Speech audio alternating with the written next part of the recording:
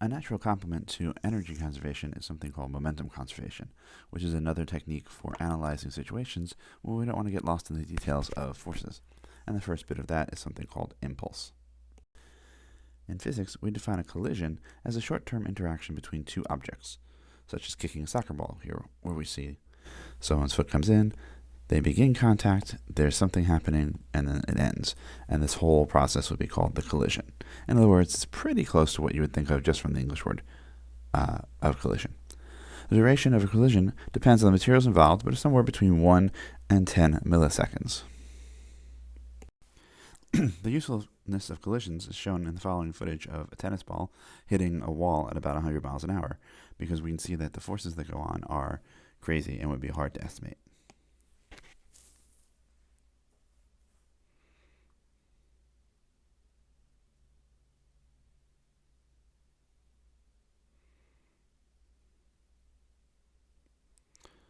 Notice by how much that ball compresses before it bounces back, and how the internal forces are very weird and strange moving it around. Also notice as an aside that the wobbling doesn't change the center of mass motion.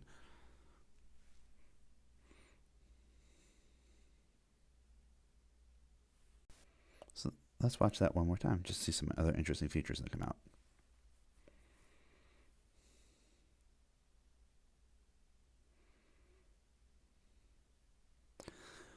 Watch as it deforms and the kind of spherical wave that goes through as well. That's just kind of neat to point out as the ball reinverts and then pops off the wall.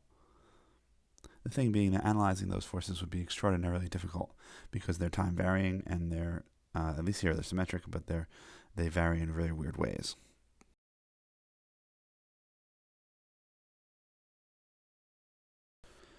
This is a similar view. This is now someone just smashing the ball with a racket, where we can see that the deformation of the ball is actually quite extreme. They'll repeat it at 6,000 frames per second and see that the ball condenses down to basically the thickness of the racket itself.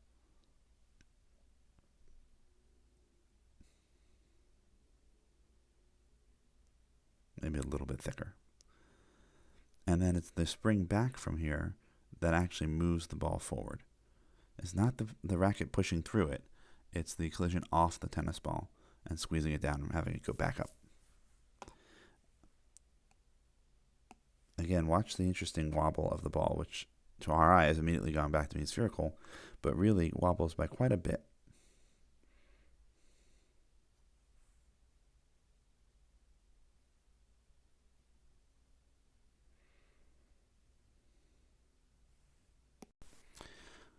A large force exerted during a short duration is usually classed as a so-called impulsive force. The total effect of the force, called its impulse, is given by the area contained on the force-time graph. We symbolize impulse with a capital J, and we give it a vector sign because just like forces, it has a direction. An example over here is the soccer ball from the very first slide, where the force does something crazy and rises while the foot is compressing it, and then falls as it bounces off the foot. And this is tricky to analyze, but this area is relatively easy to compute, or at least to estimate. Also, this is almost certainly idealized force as well, and not a measured one. Because forces can be complicated, we'll often deal with the average force equivalent to our real force. And we note here that we define our average not in the way that your textbooks usually do, but we define the force, we define the average as being the constant force that would give the same impulse. All right, this is the actual full definition of average, not the mean that you're used to from earlier textbooks. And we use this actually in physics all the time. Notice that this is equivalent to the constant force whose area trapped is the same. So if we want to have the average force that corresponds to this force, we would compute this area, and we'd find a horizontal line whose rectangle had that area. We write the original impulse as an integral. This is a thing from calculus that you don't need to know right now, but this is how we write in math the phrase F is the area under a dt curve. And we're saying that the impulse should also be the average times the interval, which obviously you can see is mathematically much easier. All right, graph A is the force versus time graph for a hockey stick hitting a 160-gram puck. Graph B is the force versus time graph for a golf club hitting a 46-gram golf ball. which force delivers the greater impulse? So we want to compare this area to this area. We can see that the areas are the same. 300 times 5 or 150 times 10. We should check the units to be the same. 300 newtons times 5 milliseconds or 1500 Newton milliseconds, and 150 times 10 milliseconds or 1500 Newton milliseconds. So we also see that the unit of impulse is something called a Newton millisecond. Really, it's the Newton second would be the unit of impulse, but we don't have to convert that just to compare.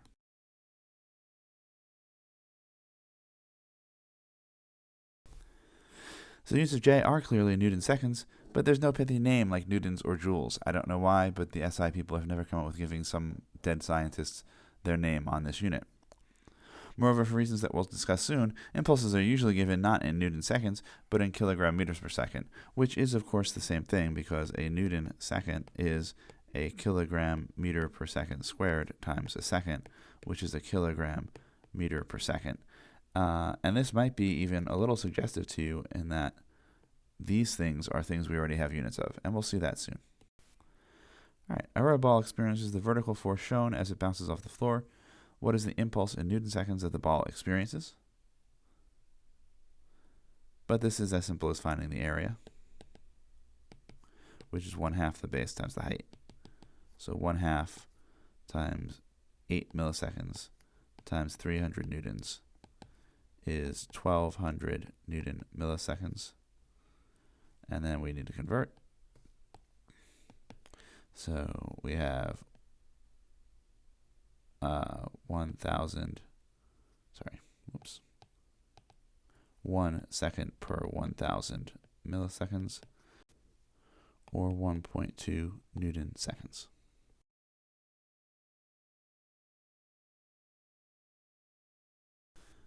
Same setup. What is the average force in newtons that the ball experiences? But this is relatively easy because the impulse is the average force times the change in time. So the average force is that impulse over delta t, 1.2 Newton seconds over 8 milliseconds. Milliseconds. And here, of course, we can then say times 1 second over 1000 milliseconds equals 1200